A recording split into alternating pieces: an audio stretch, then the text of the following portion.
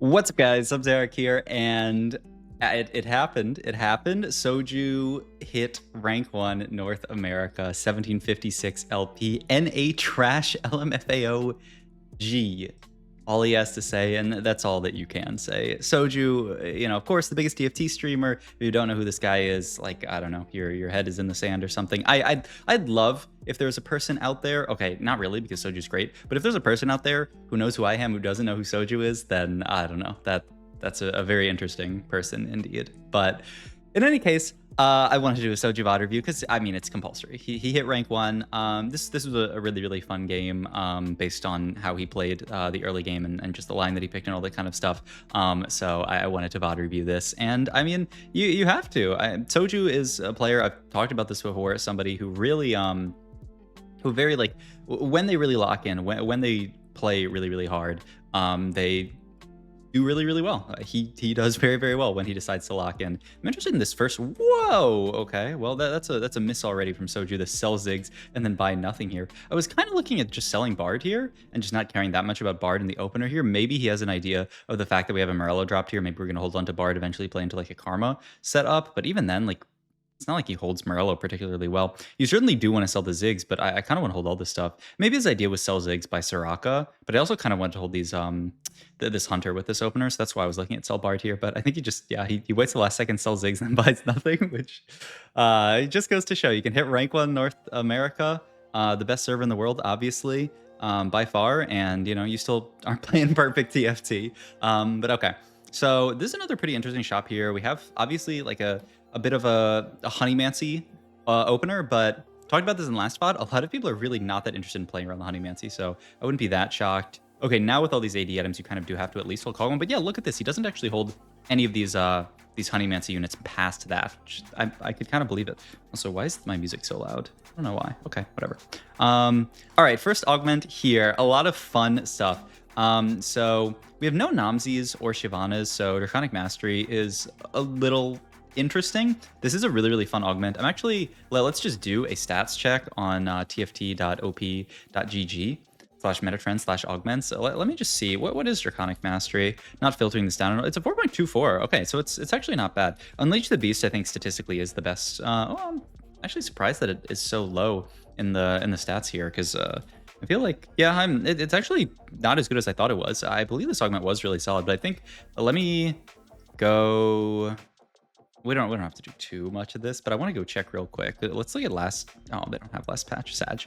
And then I'm pretty sure Spellblade still is not very good, right?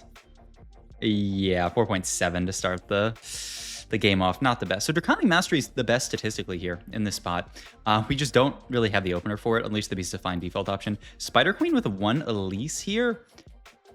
Spider Queen items wise, I don't think we have anything that's that crazy. You want like tank items, maybe some healing items. We don't really have that here. If we took Spider Queen, I'd be down to look at Biss. Oh, Thornbladed Armor is actually one that has really, really gone up in priority. Yeah, you see here, Thornbladed Armor, 4.24 at 2-1. I'm actually surprised by how good this augment is nowadays, but there's a lot of AD in the meta, a lot of people angling into these Varus lines, into these Callista lines, so it's very, very good into that.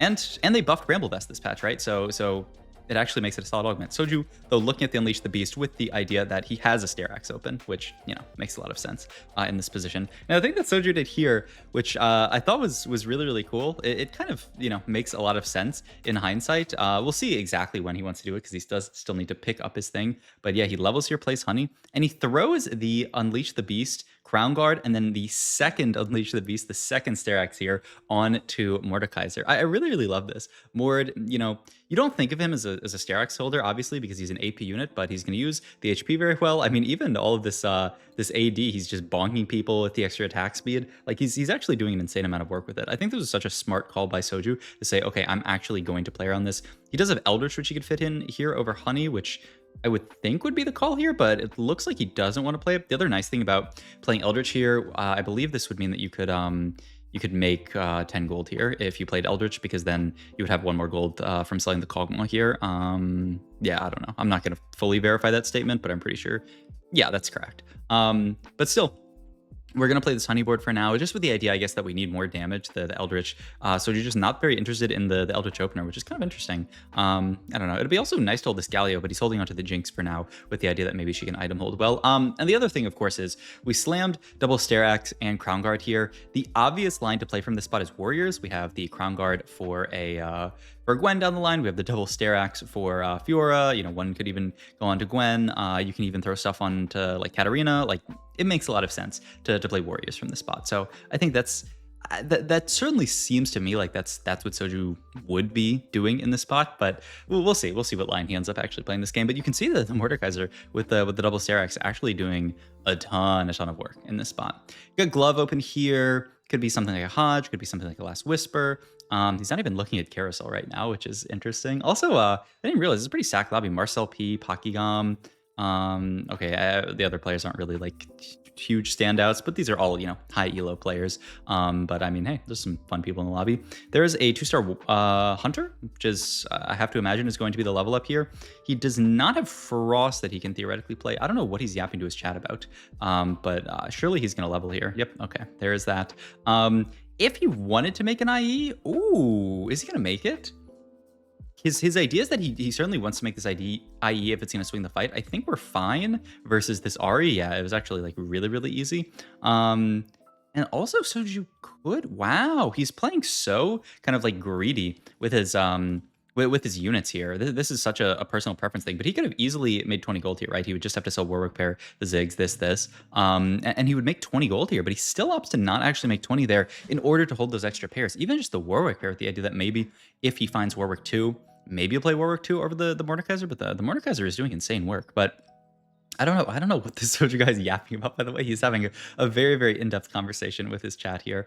Once again, looking at the IE Slam, but once again fights a level 4 player here. Pagasport not bad, though, with the with this big Nunu with the Gargoyle here, but it looks like Soju's gonna be fine. And yeah, just I love the itemization of this Mordekaiser in the early game, because it's not something that you would think of as default. You know, a lot of people would not just throw these items onto the Mordekaiser here, but it ended up doing insane work for him. He also ends up picking up the Ziggs too, which is really big. He's got the remover still, right? So we should burn this here just to, even if nothing, just to move the glove off of Ziggs here. But yeah, he misses it at the last second, which, you know, everybody's still getting used to this remover thing. There's a Hecarim as well, who tends to be a fantastic holder of this stuff. That's Jinx Pair, but I'm still kind of curious why he's looking at Jinx Pair. Maybe his idea is, I mean, there's no way. Is he actually thinking of playing Jinx Reroll from this spot? I mean, that would be insane to me, with the idea that you could put these items onto like a Wukong later. He is also, oh, I love this slam. I love this slam from Shoju here. Double Stair Axe and then BT onto the Mordekaiser here. It's so much value with all the stats that you're already getting from the Stair Axe. The BT just does fantastically here. And the Crown Guard does completely fine on the Blitzcrank. Also really nice solo frontlining of that gold dummy just to make sure that it dies so that we get as much gold as possible, because our board is really like too strong with this combination of just this Mordekaiser here doing work. All right, next augment, let's pause for it. Blistering Strikes, Pandora's, and Keepers. I mean, I really doubt it is Pandora's here. Keepers is actually, in my opinion, seems like a pretty solid option here because we're already playing for this stuff. Blistering Strikes, though, we have no heal cut. I don't dislike this either. Yeah, I'm not actually sure which one I prefer here. I guess Blistering, because we're nowhere near a heal cut component. The only component we have open is Glove here, so Blistering seems good. Find Your Center looks really sick as well. Oh, I wonder if he goes for that. Find Your Center seems really fun here. Just put this guy in the middle, have him absolutely pop off. I mean, with the double Stair Axe, I think I would take this. It's just so much stats along with the Find Your Center. You would just have somebody like unkillable. And he's definitely, oh, he was looking at it, but he takes the Bedge option here in the Blistering Strikes here. Find Your Center is too fun it's too fun to take, I guess, for Soju. But still, in a fantastic spot. Also, just so smart. To talk more about the BT Slam, in TFT, you always want to think about itemizing your units that are doing the most on your board. You're always thinking about like scaling up your units that are really strong, because items multiply off each other, traits multiply off each other. If you know, putting this BT, this BT on Mordekaiser does 1,000,000% more than just an IE randomly onto the Kog'Maw, and you want the BT for, you know, something like a Fiora late game. So I really like that BT slam. I think, you know, if he had slammed something, if he had just slammed IE, his early game would be 1,000,000 times worse. And the discipline actually to not slam the IE was genius as well. He looked at those fights and judged them. If they were fights that he would have lost without the IE slam, he would have, you know, made it and then kept his streak. Now, talked so much about his streak, but sadly we are finally going to lose it. We've still while we were on a 7 streak, that's a ton of extra gold in Soju's pocket this game. Also, he's made a lot of econ on what is a pretty cheap board, right? He's got 1 2-star unit on his board here, I think. He's got the glove open still, so you would be looking... I was thinking at maybe a Hodge, but he looks really, really like he's gearing for this belt here, which is kind of interesting. I don't know what this belt is going to be. I guess another Sterax maybe, but it's going to be a little bit hard to find a sword. Okay, well, we'll see. We will see what Soju wants to do with this belt. I mean, maybe like an even shroud or something. Yeah, it'll be interesting to see what he makes out of this belt. Obviously, we can level here. It's really, really cheap for us to level. He's holding some interesting stuff on... Okay, yeah, I was going to say, he's holding some Frost stuff on bench. I don't think you really want to play towards Frost just because it's kind of like a... You don't really like playing into Frost without like a +1 or anything like that. You know, if you have a +1, then 7 Frost can be quite good, but we don't have that here. But yeah, he wants to make 50 gold, which makes sense in this spot, and we're very, very rich. A 4-2 seems very easy. I didn't see how contested he actually is in this lobby. I'm actually a little surprised he makes the Kog'Maw too. I was fully expecting him to just not make this here because it's probably leaving in a round, but maybe there's an idea of it staying, or maybe Soju just says, you know what, I'm rich enough, I'm going to pay the 1 gold to maybe save a little bit of HP. You know, it's kind of similar to that augment where you like pay a gold to save an HP. Maybe that's what Soju's looking at here. Also, the double Mordekaiser on this board, moving the Crown Guard over is really, really nice. I like this a lot, and yeah, just the 2 Mords are going to put work in.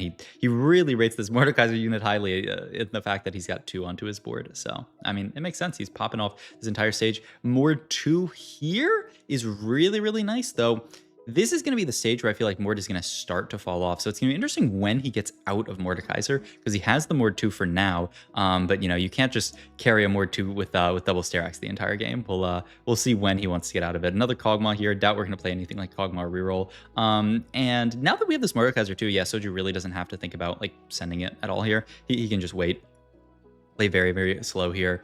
Puts the Bard onto the board just for Preserver. And yeah, I mean, the board looks nice. He's looking at his slams here. Obviously, you know, the Crown Guard still exists. He could make Last Whisper or even Shroud. He could make both, but that doesn't seem the best. I think for some reason, I'm looking more at Last Whisper here. I guess the idea that these other components are better in this comp. Yeah, that's the idea. But hey, we're going to level next round. And I'm down to bring him down to 1x speed for the roll down, because this should be cool. All right, Inspiring Epitaph is really, really generically strong. Aggressive Preservation is also pretty solid. You know, you just play the Preservers with the setup that you already have here. But yeah, I think he's just going to grab the Inspiring Epitaph just because it's really generically nice. He's got a Varus in planner for whatever reason, which is interesting. I'm not sure what he's thinking of Varus-wise, but okay. There's the Camille. He picks up another Varus here. There's Bard onto his board. He's already got a Bard 2, so he doesn't need that. There's Olaf 2, which is interesting. And now with the Olaf 2, he's looking at actually holding onto these Swains here, which can pivot into like a kind of usable board with the Olaf. There's a Nasus. There's a Fiora. Really, really flex roll down from Soju here. One off of so many things. Boom, there's Varus 2, which he is going to build onto this board here. There's a Smolder as well, who could be Blaster for Varus if you want it. He can't actually pick up the loot here because he needs to do this. Okay, he gets the Smolder in here and looks like he's going to put items onto Fiora for now here. A nice roll down. It's interesting, actually. I mean, now he's really incentivized to build something like a Last Whisper, right? Because he actually has this Varus, but he's probably going to play around this Varus for a while. Boom, there's the LW made. He's got the items on Fiora for now, which seems solid. He does have the Blaster in. This is a really flex roll down from Soju. I mean, with the idea of playing around Varus with the Last Whisper, it makes sense, but this is not like a cookie cutter board by any means. This is not just a generic, you know, 4-warrior board or anything like that. There's a Swain 2, who certainly fits very well in this board. And there's Olaf 2. Look at that. It's going to be a Frost board. I was talking about Frost, yapping about it earlier. He's also got these Shivanas that he's holding onto as potentially an in onto this board. It fits pretty well, though. Yeah, you probably do want to just play the Nasus here because Nasus is Pyro for your Varus. But I mean, this looks great. He needs to find either 5 Frost or something else to play over this Bard. I mean, but Bard's a fantastic unit. He can certainly keep him on board for now, but it's definitely, you know, not what we're going to end up on our board. But yeah, I mean, a really... I don't know what Soju's saying here, but a really, really nice flex roll down from him in the comp that I think a lot of people are just not that interested in playing. All right. Bow open on Varus. Really wants this to be a red buff if he can get it, but that is not possible. He's also got belt open. That could be something like a Warmogs, maybe. I guess a Sunfire if you really want to make it. He takes Cloak here with the idea of it being Renan's. Oh, actually, he doesn't need red buff. He has a Blistering Strike. So Renan's looks really, really solid here. Golden Armor here, I guess he could get 50 gold. He's actually still rolling here, which is kind of interesting. Just digging for that, yeah, the Hui so that he can get 5 Frost in, and then he's looking for his last unit in maybe Chrono. But I mean, honestly, I mean, Karma is 10 times worse unit than than this other guy, the Bard, on your board. So maybe he's just going to keep the Bard on the board for a while, play the 5 Frost with the Way. And also, obviously, Smolder, a solid unit, but a 0 item Smolder is not going to do much. So yeah, and I mean, look at this Olaf. This Olaf's popping up with the setup. It's a really nice flex roll down, keeping all of his options in mind. Obviously, if he had high rolled for other stuff, maybe he would have, played something completely different, but he ended up in the Olaf too, and so we got to play it. The only sad part about this board is you don't actually have enough frontline to like force Olaf to jump. Normally you need like 3 or 4 frontliners besides Olaf to force him to jump. You can do it with 3 by blocking Olaf in and basically making it so that the only thing that he can do is change targets. Would be really, really nice, but we can't do it here just because of the way things are set up. Also, this fight looked so bad, but can Varus clutch it out? Oh my god. Oh, just barely. I mean, it was so rough that Poppy got a huge ult off onto our Olaf and just killed him instantly. He's got double remover here if he wants to think about burning them, because he is going to get a free one back, though. I mean, he opts to just use 1, which is kind of funny because it's not like he's going to get another one here. You can obviously move the items to Nasus later, and it's going to be interesting to see, does Soju want to roll here, or does he want to push 9? Because you do really want a Nasus too. There's Hui. Yeah, he does want to roll here. Picks up Artifact Anvil. Nothing crazy. I guess it's Enervating Locket as a tank item, right? Ooh, or Death's Defiance is the idea. Yeah, throw this. Oh, this is so smart. And the Nasus too, beautiful from Soju here. And he's going to take the final item as an IE. Yeah, I mean, this is great. You can Crown Guard here. Yeah, I mean, this is perfect. The Death's Defiance actually really, really nice. Yeah, I mean, Enervating Locket, I mean, it's fine on a tank, but having an item onto this Olaf, and then you get to spread your Sterax, I mean, this seems really good. The Nasus is going to do perfectly fine with the extra Sterax. I mean, the board starts to look really, really nice. Just a very, very clean mid game from Soju on this roll down, a flex roll down as well. I think I doubt that he was really like thinking hard about this comp, because it's not very standard. It is like a comp that some people have talked about. Really, really early on in the set, people are like fire and ice. This is going to be like a broken comp, but it really never, became some kind of like default strong comp that a lot of people play. But I mean, in the spot, you hit an Olaf too, you hit a Varus. I mean, it certainly makes sense to play it here. We're fighting a pretty scary Kassadin board. We do have the heal cut from our augment, which is really crucial versus the Kassadin. So we beat Marcel there. Big win for us. And yeah, 42 HP, looking like we're coasting to a top 4. Every round just rolling for, a decent charm here. We can get another Frost in, I guess. It doesn't really do. Yeah, this actually is genius. Yeah, just use this for Preserver instead of Frost, because an extra Frost doesn't do anything. An extra Preserver onto Nasus is going to go really far. Clean stuff from Soju, man. That's just such a nice, like, clean play that I think a lot of people would just be too lazy to do. Be like, am I really going to take all these units out of my board and tailor for 2 Preserver? But he does it, and I mean, it certainly makes his board stronger. Sadly, he loses somebody really, really strong in Tropical, who's got this really insane Callista board, which is going to be so hard for us to get through. But still, we preserved a lot of HP, and now we're in a really, really... good spot compared to the rest of the lobby. Actual Nashor's Tooth take here. I think he's just taking Morg for Morg is the idea, that he would prefer play a Morgana onto his board, I guess. I guess it is also Nashor's for the Hui, but I'm surprised he didn't go for last Nasus item. I wonder if there's a reasoning for that he didn't want, because I thought there was some tank item there. I'm also shocked by the Zillion positioning. Maybe... I guess as long as, I mean, Zillion gets a cast off there, as long as there's not somebody like one-tapping him, as long as Zillion's not in front of a carry, he will get a cast off there, but I feel like Zillion's such a broken unit, I'm surprised you would put him in the corner like that. I guess it also allows you to get a solid Epitaph proc. The top 2 HP people losing is so bad for us here. Tremors also, oh my god, Tremors fantastic charm pickup here.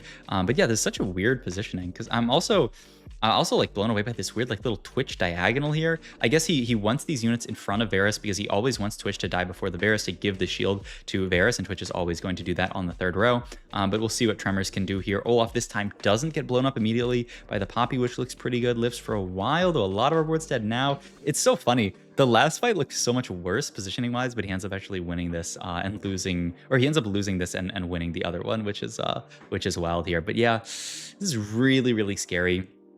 Game-wise, we look like, I mean, anything better than a 4th would be fantastic for a Soju. I still even think a 4th is a really, really cool placement with this board, but we'll see what he ends up getting this game.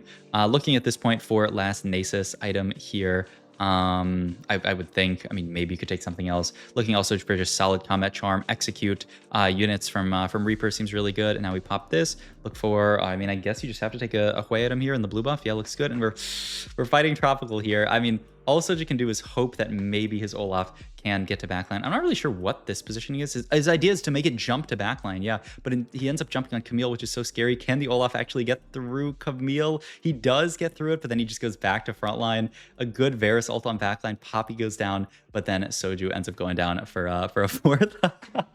I don't know. This was such a fun game to watch. He played a really cool line that I think, you know, not a lot of people are interested in playing around this Olaf unit and all this kind of stuff. And, you know, a fourth in a very stacked lobby. I mean, it's so hard for us to beat this tropical guy that I think a fourth is pretty solid. Also, someone in my last video was like, you review too many high roll games. So, you know, now I'm going to review this game. And then people are going to be like, what, a fourth? I mean, that just means he sucks. So I don't know what to say. But hope you guys enjoyed this video. If you did, please like, comment, subscribe, check my Twitch or my links down below. Thank you guys for watching.